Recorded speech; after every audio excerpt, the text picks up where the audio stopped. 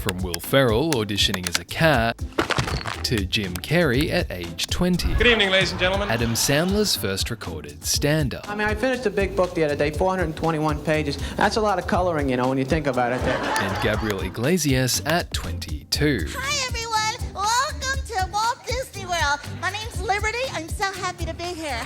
For 16 of the most successful comedians. These are the jokes that change their lives. Well, listen to this. No! I want you to grab the back of your TV and get a shot for Jesus. You're making me very uncomfortable. What are you doing? Everything I say up here tonight is a joke, okay? Is that right? This is your brain on drugs. Customs, immigration, they really need to learn the difference between a terrorist and an Indian. A terrorist will blow up an airport. Indians like to work at the airport. I would love to see Batman in a black neighborhood. Queens, yeah, we're coming to Queens. Robin. Yes, Batman. Didn't we park the car right here, man? See the crime rate go up. See the property rate go down. See the South Queens basketball team suddenly become undefeated. Well, I passed this big dude walking around in circles with a picket sign, talking about stop abortion. And he looks at me, he said, I don't have to discuss that with you. I said, oh, but you should, because I have the answer to abortion. He said, what is it? I said, shoot your dick. Hi, I'm Ming. I explore brilliant and flawed people and their work. And today we start on The Johnny Carson Show. He's also been in Hollywood about 10 months and created quite a bit of excitement. This is his first appearance on American television. Would you welcome Jim Carrey? Jim? At age 21, Jim Carrey does impressions of Jack Nicholson, Clint Eastwood.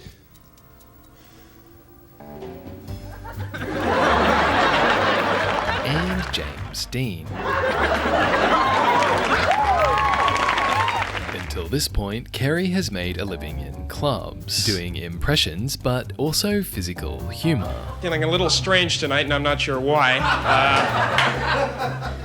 No, I'm kidding you. That's just a little bit of a physical gag to get the show started off with a bang. And, well, you won't be seeing much more physical humor in my show. In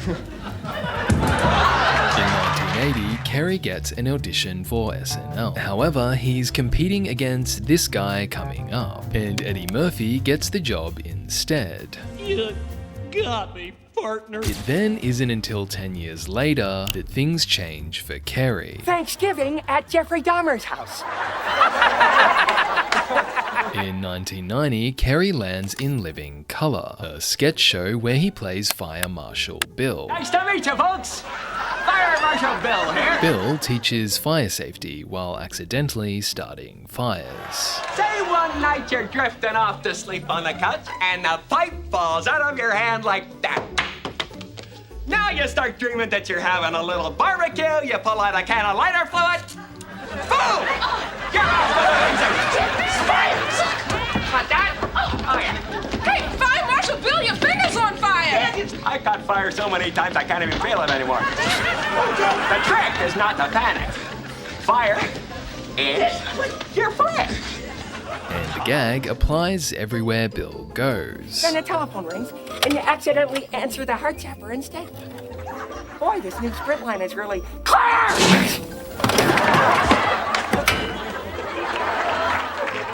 This is your brain on drugs. Any questions? Through In Living Color, Carrey books 3 banger movies. Somebody stop me! And then finally gets featured on SNL beside Will Ferrell. Attention, swimmer! You are too far! Return immediately! Here, Carrey plays a manic lifeguard while Ferrell plays the straight man. Who exactly are you? Lifeguard on duty, sir! If you don't mind, I have to watch the water! While Carrey never succeeded in the straight role, I guess you know what that feels like too, huh? Bumps? No? Will Ferrell is a natural at it. Can you hear me, sir? Yes, I can hear you. No! It's not your time yet!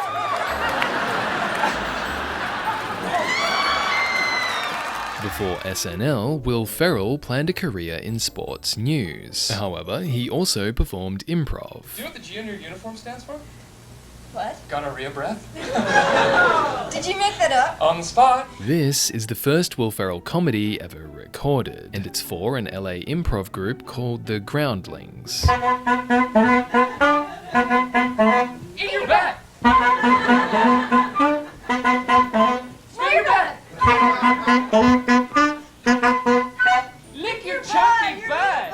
As you'll see, the Groundlings is also where Conan started, and where Kristen Wiig broke out as a bad tooth fairy. Sometimes I spit on the children. From the Groundlings, Will Ferrell is scouted for an SNL audition and gets 8 minutes to change his life. This is Duckweiler. Please hold all my calls. I'll be busy for the next half hour or so. I've got a lot of paperwork I need to do. Thank you.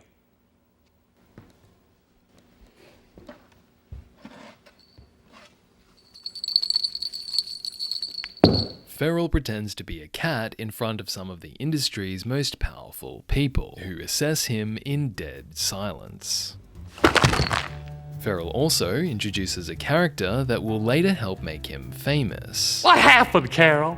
I feel hollow inside. My heart is black and I hate you.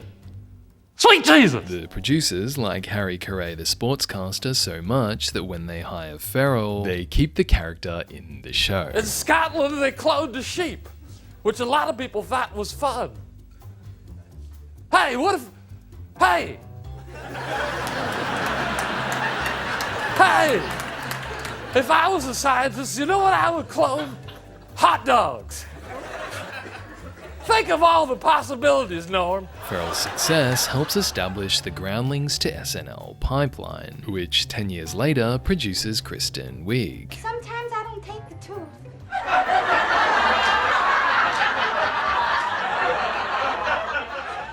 don't. You don't take the tooth. Why? Sometimes I don't like to touch it. After 5 years at the Groundlings, Wiig also lands SNL. She goes viral with characters like Rebecca LaRue, the flirting expert. You are making me very uncomfortable. No, I'm not. You kind of are. A reassuring air hostess. Because I did just speak with the pilot, and he said he is going to do his very best to stay in control of the plane. And Shauna. My doctor said I can't eat strawberries because of all the little seeds. See, they get stuck in my intestinal wall, and then they fill up and form clumps that go rotten and get real hard and stinky.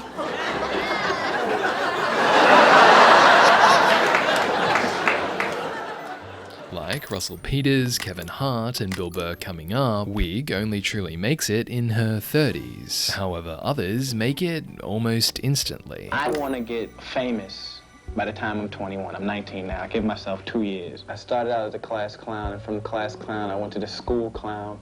From the school clown, I went to the neighborhood clown, and now everybody knows me. I'm Funny Murph. I decided when I was 17 that I wanted to go into this for real. And I was familiar with stand-up comedy and entertainment since I was 15. Before movies like Beverly Hills Cop, Eddie Murphy performed in New York clubs and comedy competitions. Here's the guy that came in dead last that night, Eddie Murphy. I'd like to show you the Bill Cosby Avenue. Here, Eddie is 19, and he mostly does bits that provoke the audience. I grew up in an all-black neighborhood. Did you grow up in an all-black neighborhood? Grew up in a predominantly white neighborhood? See, because, like, we pretty much taken over New York, the blacks. Think about it.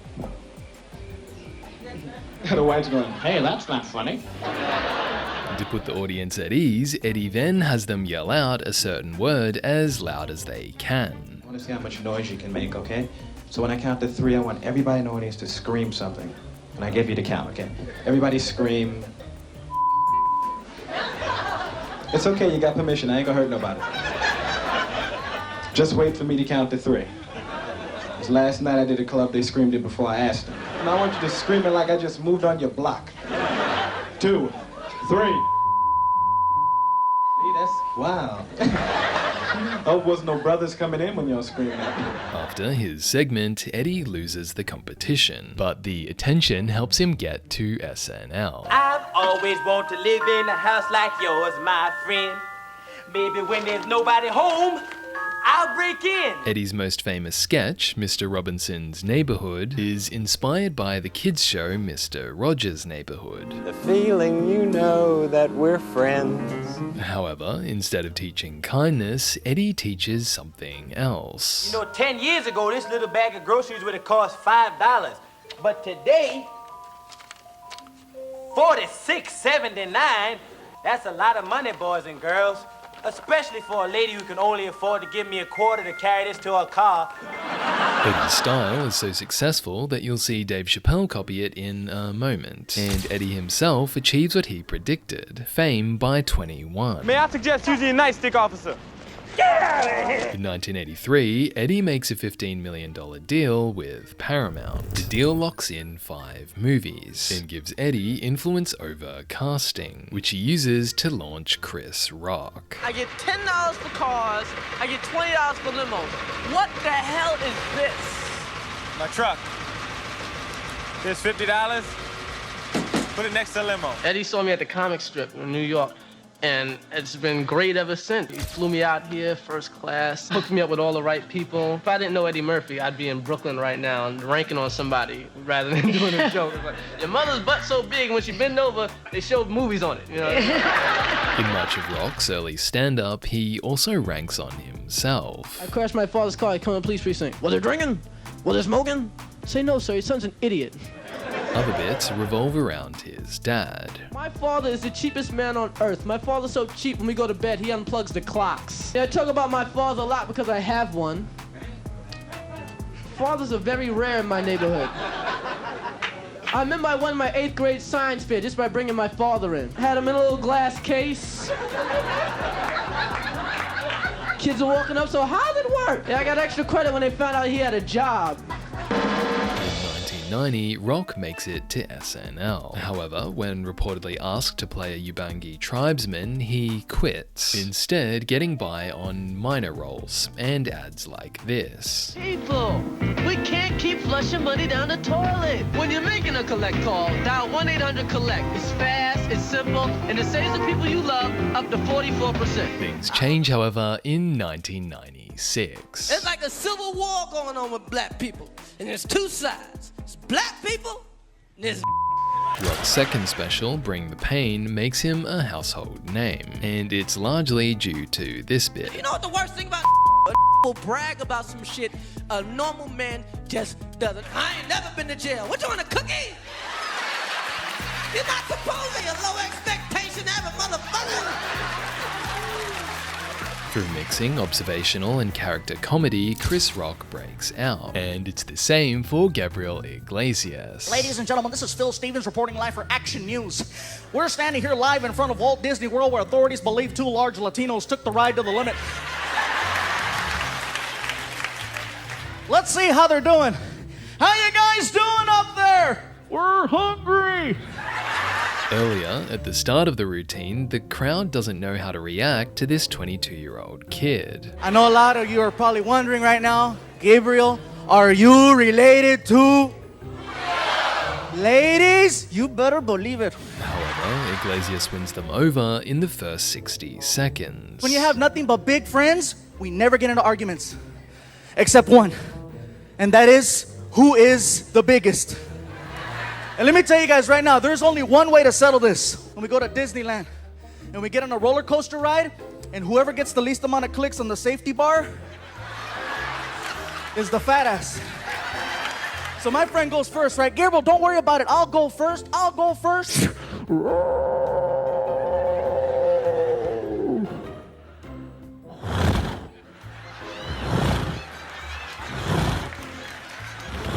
This set helps Iglesias book late shows, but also his first special. One time I messed up and I called myself fat around my mom, and my mom was like, "You're not fat, you're just fluffy."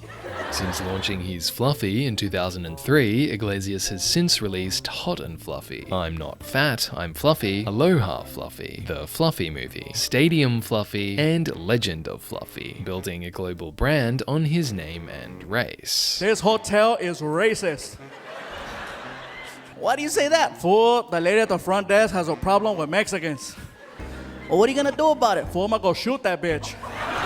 Russell Peters, on the other hand, goes after every race. Indians, Jews, White people, Jamaicans, Vietnamese, Chinese people, Subscribe. Middle East, Filipinos, black people. Today, Peters is best known for his Indians versus terrorists bit. They really need to learn the difference between a terrorist and an Indian. I was on a flight like 2 weeks after 9/11, sat down beside this white guy, he almost shit his pants. The guy's like this.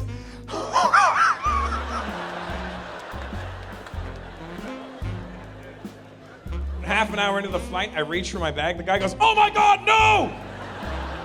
Relax, you jackass. Just getting my Discman.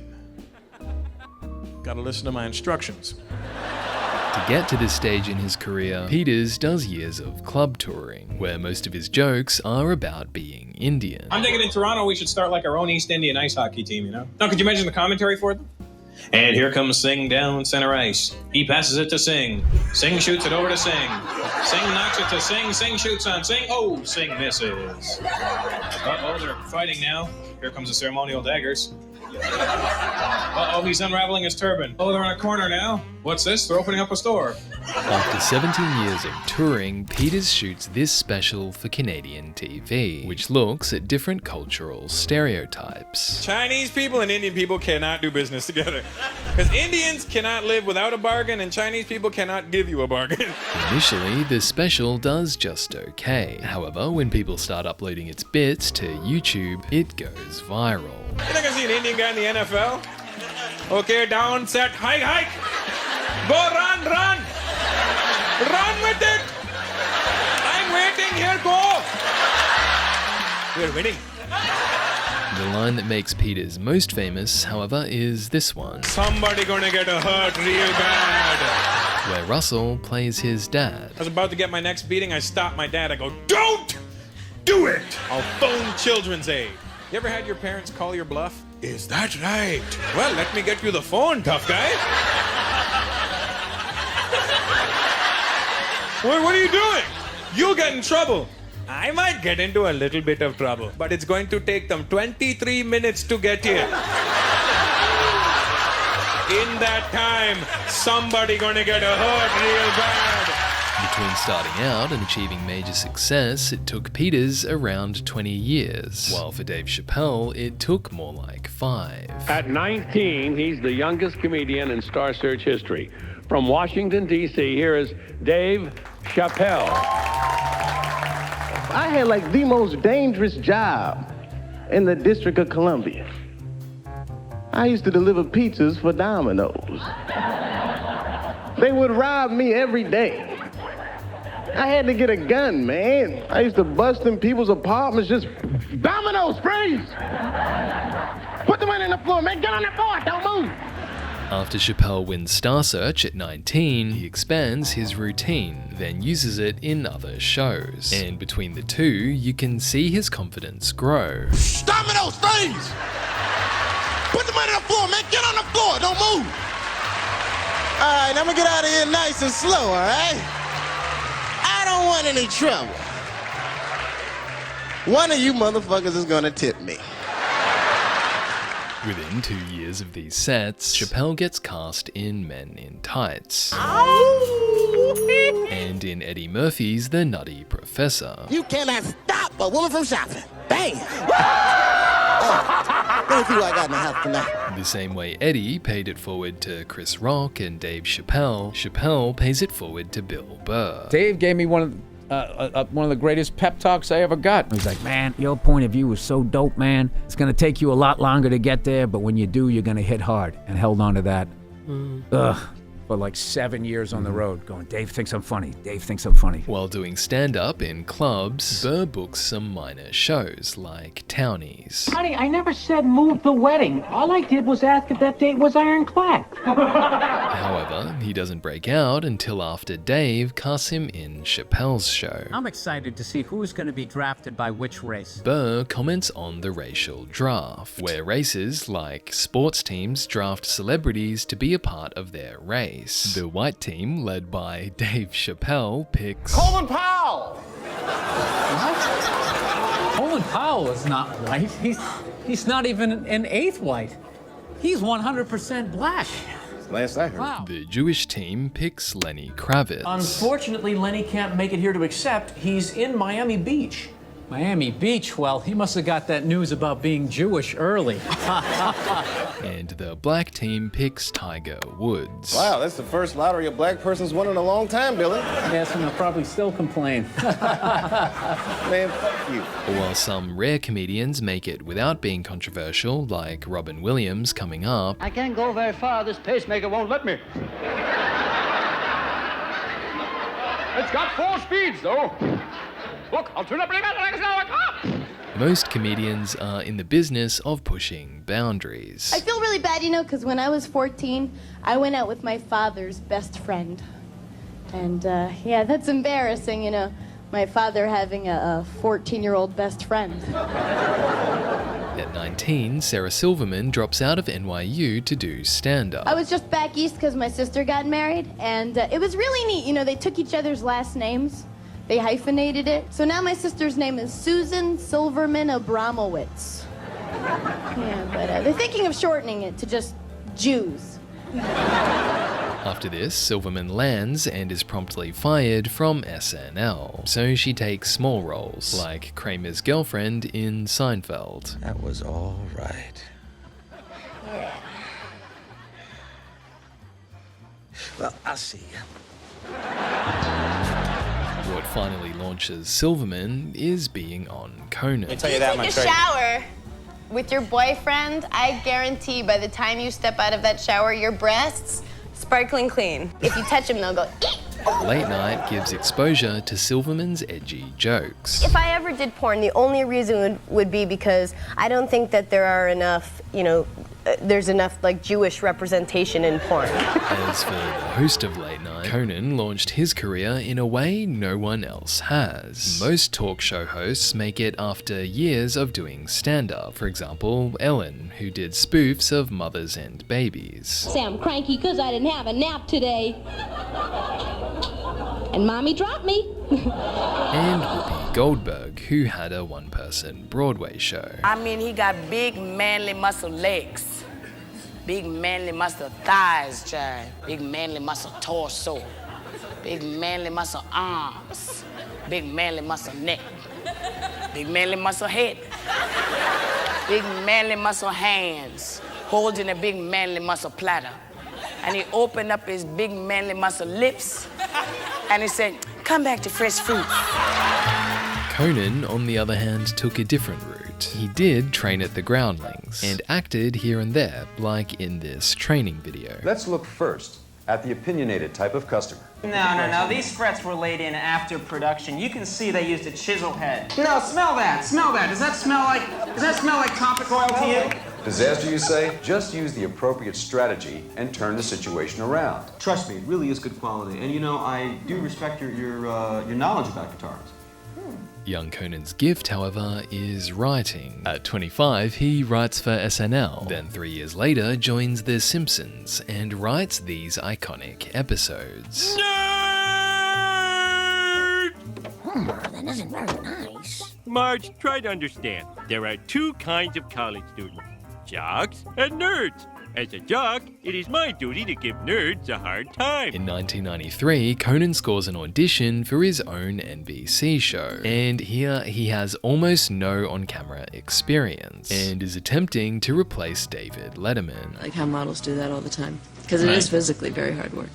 It's not that bad. It is hard work, long hours. No, it seems like it would be hard. No, it doesn't. People always say it's tough to be like a model. No, like turning a big crank is tough. I'm not talking about that. That's the end of my mock show. If that's all I ever get, it was a lot of fun. I had a good time. Thank you very much. Good night. Conan then gets the job, but as a 30-year-old Harvard grad with his own TV show, it's hard to win sympathy. And yet, Conan does, through authenticity. Well, I've been in show business now 45 seconds, and this is the nicest reception I ever had. Let's face it, a lot of guys, they spend years and years in the clubs, working very hard, struggling, and finally, they get here on TV. My plan is to start on TV, claw my way into the clubs, These three comedians clawed their way into movies, starting with Kevin Hart. What do you call the 3 rings of marriage? No clue. The engagement ring, the wedding ring, and the suffering. 14 years before Think Like a Man, Kevin Hart performs in clubs. Did you know it is rules and regulations to get robbed? Did you know that? They say if me and you together, right? Somebody run up on us to rob us. If I run from the situation, I'm a bitch. That's what they say. Now me personally, I don't agree with this, because there's been situations when I had to run on certain friends of mine. At this time, I'm gonna have to say, the hell with them. You know why? Because they saw the gun, just like I saw the gun. That means they chose to stay and take the action. I chose to run and get the hell out of there. And for some reason, until this day, my girl does not understand why I ran. 11 years later, Hart shoots his breakout special, I'm a Grown Little Man, and you'll notice that some of the jokes are familiar, but more polished. I'm a great provider, I got money, I can pay for stuff, I don't mind that. I'm not a protector. That's where I'm like, not that guy. Prime example, let's say me and you go to the movies, right? We're at the movies, we're having a good time. Out of nowhere, some guy come up, smack you in the face real hard. If you with me, then you just got smacked. Hart broke out with self-deprecating jokes. I was mad at the way my family looked as a unit. Like, we didn't look good as a unit, man. Like. Whereas Adam Sandler found a niche in singing routines. Here's a song for my mom and all the moms out there. I love you, Mama, more than pastrama, way more than Jeffrey Dahmer. Even more than my NFL pajamas. Before he became known for his SNL songs, Sandler also did some more typical stand-up. I had a cab driver acting peculiar. We were driving along, me and the cab driver, and he killed the dog on the way. He didn't hit the dog with a car, he just got out and stabbed the dog.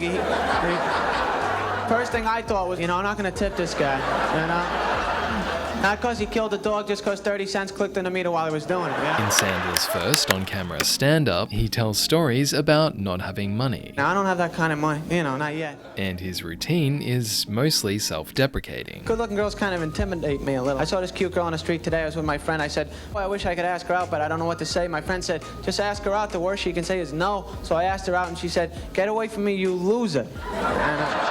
Other jokes are more classically Sandler. My grandmother, she wears glasses, to see far away. She doesn't need them anymore. She takes them off, puts them on top of her head, forgets they're up there. She's got like 14 pairs lined up in her head. And every time she goes outside, a little fire starts in her head. In Sandler's breakout bits, he mostly plays dumb. Hello. Let me water your plants. Robin Williams, on the other hand, plays everyone. Laurence Olivier for Ripple Wine. Take 2. Hello. Lawrence Ripple for Olivier Wine. Nadia, how does it feel to be the finest female gymnast ever to compete in the 1976 Olympics?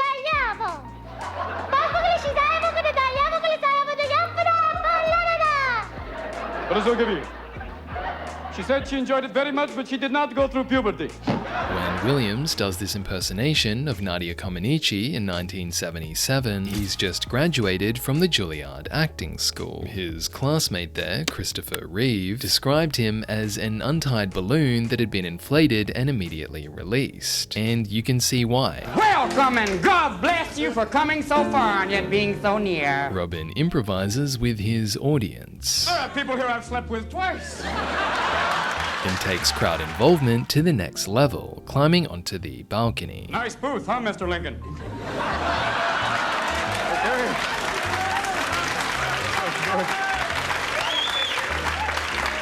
I will now attempt to urinate. No, that would be in total bad taste and would lose many people at home. Robin also layers the comedy with truth. Well, performing is a drug, and this has been an OD.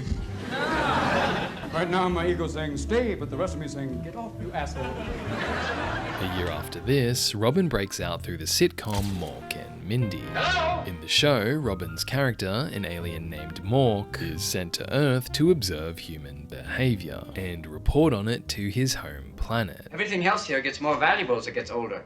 Wine, cheese, furniture, coins. Everything except people. Here they ignore their ancient ones, Orson. Unlike us. As they get older, their bodies fall into a state of disrepair. The first thing to go is their hearing. Why is that, Mark? Well, I have a theory about that. I feel it's because no one asks them anything. Such a waste. In season 3, Mork meets Robin Williams playing himself, and the result is profound. But then after the lecture, you performed until 3 a.m. at the Comedy Cabaret. And now you're doing 2 shows tonight. Well, 2 reasons. See, I'm a performing addict. I can't get enough of it, and, well, I couldn't say no. I don't know why I can't say no. I guess I want people to like me. I hate myself for that. But I used to be able to say no. Later on, I guess I felt really afraid to say no to them, because then they all say, like, oh, Robin Williams, Mr. Smarty Pants Big Shot. Wow, you forgot your old friend. You can't lend me $10,000 for a new car. You won't do the Save the Shrimp benefit. This is none of my business, but it seems like if they're really your friends, they'd understand. But it seems to me you can't say no to a total stranger. You're right. It also looks like you're probably taken advantage of a lot. You know, if you learn to say no, you'd probably have a lot more time to yourself. Maybe that's the last thing I want. In the end, Mork expresses something that you can't help but feel is a real desire of all great comedians. Well, sir, I don't know how much value I have in this universe, but I do know that I made a few people happier than they would have been without me. And as long as I know that, I'm as rich as I ever need to be.